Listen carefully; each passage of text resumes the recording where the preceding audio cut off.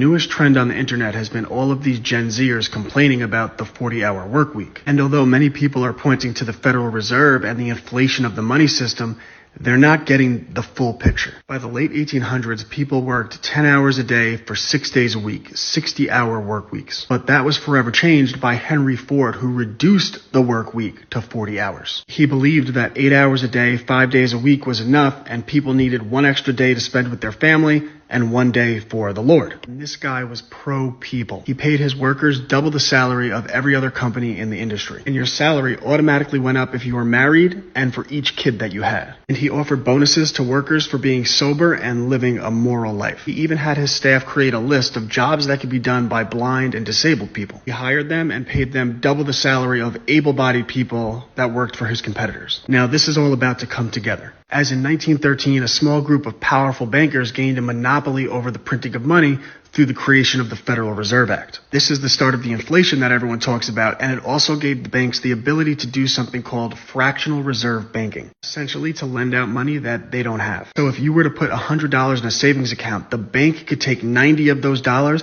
and lend them out to someone else. You still have the right to that $100, so now there's $190 in circulation. But the banks could charge interest on the person they gave the loan to, the $90. And this is how they started to get everyone into debt. This would be amplified in the 1960s when Lyndon B. Johnson passed the Great Society. The banks could now give out loans to everyone. All of a sudden, everyone had a mortgage. Everyone had a college loan. But by guaranteeing there'd always be a supply of money for houses and for college, they also guaranteed the price of those things would go exponentially higher. So at first it was great. Everyone gets a house. Everyone gets college. But by the time Gen Z got here, you can't go to college. You can't get a house without going into crippling debt. Now that's what you call laughing all the way to the bank, because the banks are paid interest on all of that debt. In fact, most people are shocked when they find out that the majority of our federal income taxes go to paying back interest on debt. It doesn't go to infrastructure or the military. It goes to paying back the banks for the money that they printed out of thin air.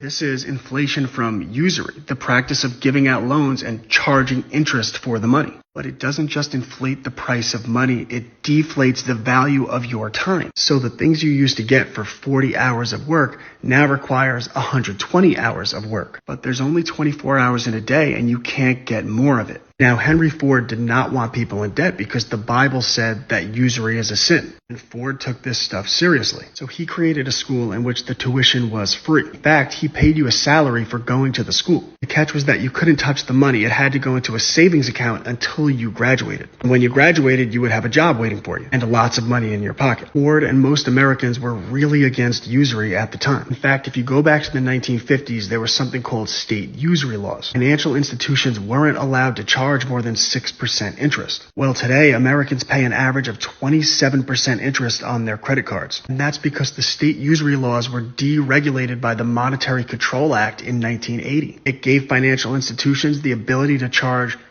as much interest as they wanted. But again, that wouldn't have been a problem under Ford because he had his own credit program in which you could buy a car from him on credit but pay 0% interest. It required a down payment and preset installments, but no interest, no usury. And this practice of usury, which wasn't always the norm in America before 1913, would ultimately steal the wealth from our future, hence the crying Gen Zers. And that usury, along with the free trade lie, would ultimately steal America's wealth, our jobs. But I'll get into that another day. Check out my books on how information is controlled, rights fundamental to being an American, the history of the banking system, the history of fake news, and much more. And my homeschool company if you want me teaching your kids. ClassicalLearner.com.